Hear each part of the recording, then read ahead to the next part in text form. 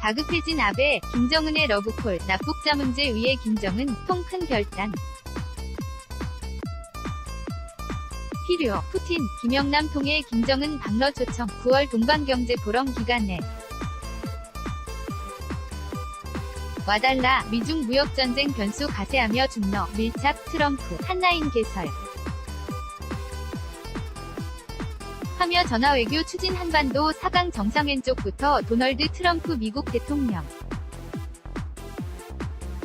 시진핑 중국 국가주석, 아베 신조 일본 총리, 블라디미르 푸틴 러시아. 대통령, 연합뉴스 자료사진, 워싱턴 모스크바 도쿄 서울 등 연합뉴스, 송수. 경유철종 최일학 특파원 차대훈 기자 등 마지막 냉전체제의 그림자 걷어내. 기회시동을 건 62 북미 정상회담 이후 한반도 주변 4강이 외교행보. 가부쩍 빨라지고 있다. 두 차례 남북 정상회담을 디딤돌 삼아 북미 정상회담. 을 성사시키는데 중요한 조력자 역할을 한 것으로 평가되는 우리나라 외에도 주변 4강이 정상 국가화를 목표로 비핵화와 경제개혁, 대외관계에 새틀짜기를 모색하는 김정은 북한 국무위원장을 끌어안는데 경쟁적으로 얻는 모양새다. 4강 중에는 그간 북미 대탕트 국면에서 소외됐던 러시아 와 일본의 움직임이 분주하다. 특히 한반도 위기를 국내 정치에 활용한다는 지적이 나올 정도로 대북 압박 노선에 주력한다는 평가를 받던 아베 신조 일본 총리는 북미 정상회담 이후 김 위원장을 향해 적극 러브콜을 보내고 있다. 아베 총리는 최근 대북 관계당국의 김 위원장과의 정상회담 일정 조율에 나서라고 지시했으며 외무성을 중심으로 북한과 다각적인 촉을 시도하는 것으로 알려졌다. 아베 총리는 이날 요미우리 TV에 출연해 북한과 신뢰관계를 양성해 가고 싶다며 북한에 의한 일본인 납치 문제 해결을 위해서는 김정은 북한 국무위원장의 큰 결단이 필요하다고 밝혔다. 아베 총리가 북한과의 신뢰까지 거론한 것은 문재인 대통령과 도널드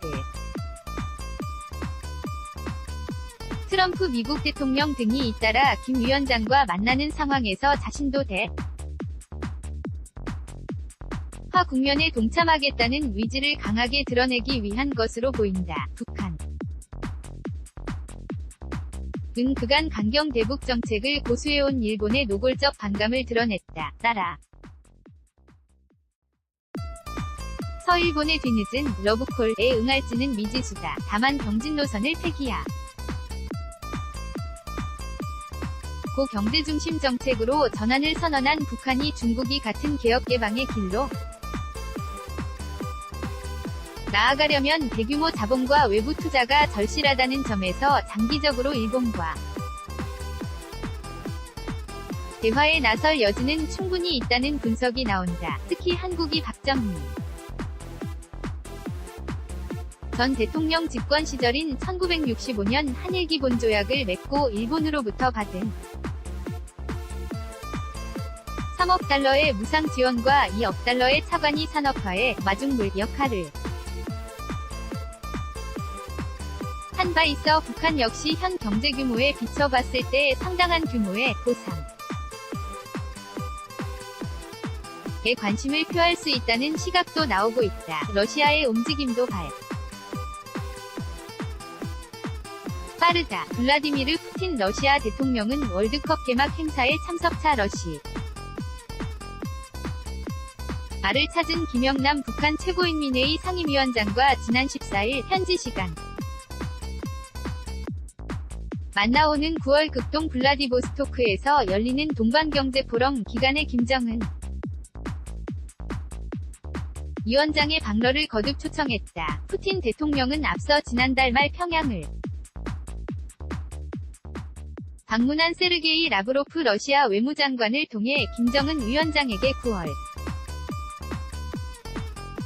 동반경제포럼 등을 계기로 러시아를 방문해 달라고 초청한 바 있다. 푸틴 대통령은 김 위원장을 만나 러시아는 앞으로도 조선반도 문제의 평화적 해결을 위해 적극적으로 노력할 것이라며 북러 경제협력을 발전시켜 나간다는 입장을 표명했다. 이 자리에서 김영남 상임위원장은 푸틴 대통령에게 김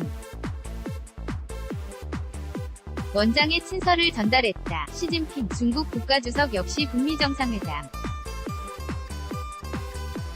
직전 두 차례나 김 위원장을 중국으로 초청하면서 혈맹으로서의 긴밀한 북중 관계를 복원하는 등 급변하는 한반도 정세 변화 속에서 주도권을 놓지 않겠다는 의지를 피력하고 있다. 특히 중국은 김 위원장의 싱가포르로